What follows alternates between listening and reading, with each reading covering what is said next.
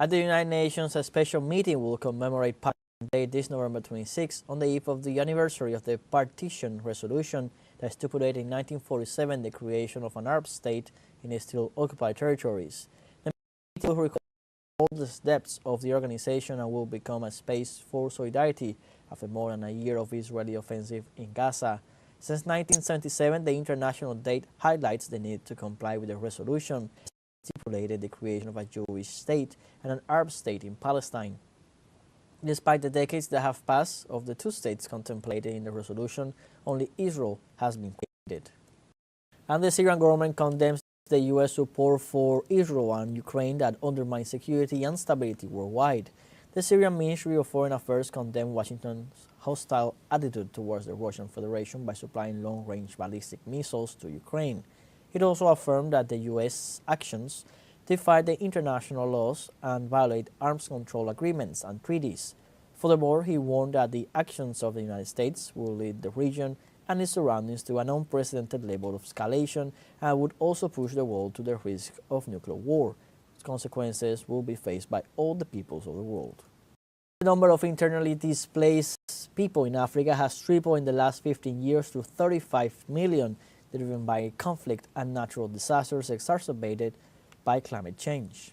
A study by the Internal Displacement Monitoring Center indicates that 32.5 million of the 35 million people who have fled to other parts of their countries have done so because of conflict.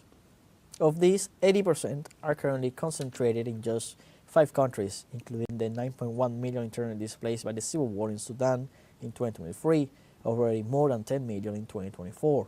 Where the world's largest internal displacement crisis is occurring. According to the center, figures the next largest group of people displaced by conflict are in the Democratic Republic of the Congo, Somalia, Nigeria, and Ethiopia.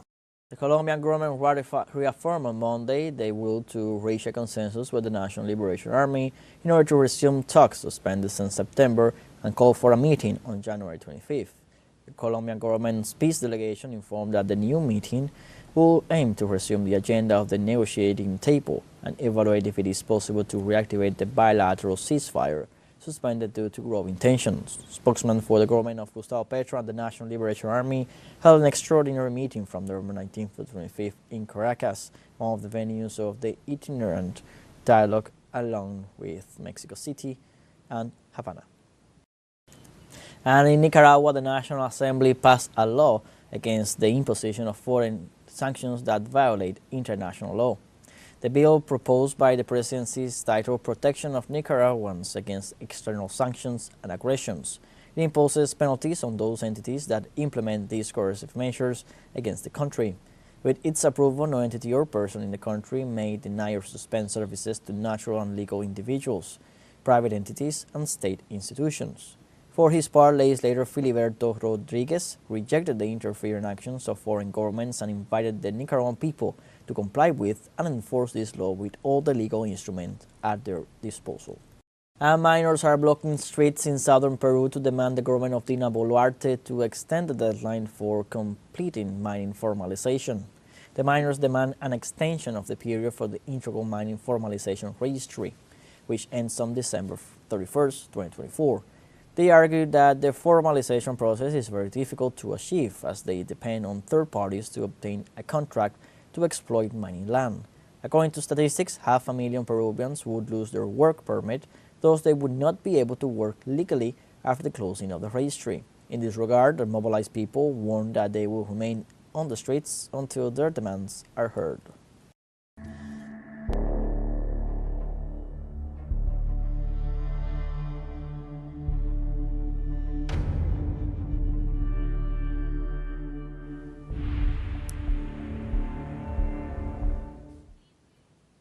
The Lebanese resistance movement Hezbollah attacked for the first time an Israeli regime military base in the occupied Syrian Golan. The Lebanese resistance confirmed a series of operations against the Israeli occupation, 10 in Lebanese territories and 11 in occupied territories. It also stated that 2 of these operations targeted bases in the occupied Syrian Golan, where Israel maintains the tank and munitions depot and a staging base for ground forces.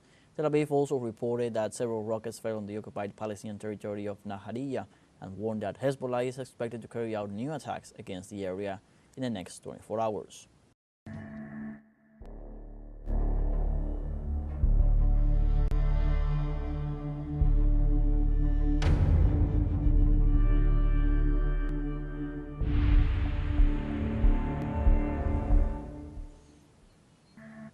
At the United Nations, a special meeting will commemorate Pakistan Day this November 26 on the eve of the anniversary of the partition resolution that stipulated